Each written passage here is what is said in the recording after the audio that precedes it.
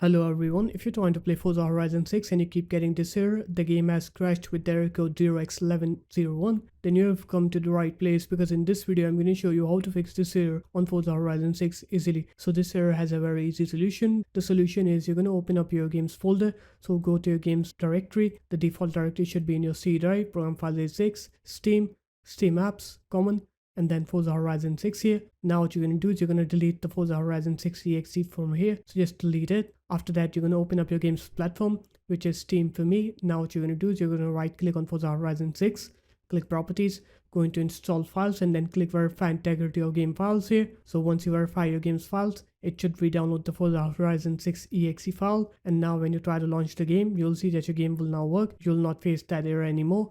So this guys, that's how easy it was. If you guys found this video helpful, make sure to leave a like, comment and subscribe to the channel, and I'll see you in my next video. Peace.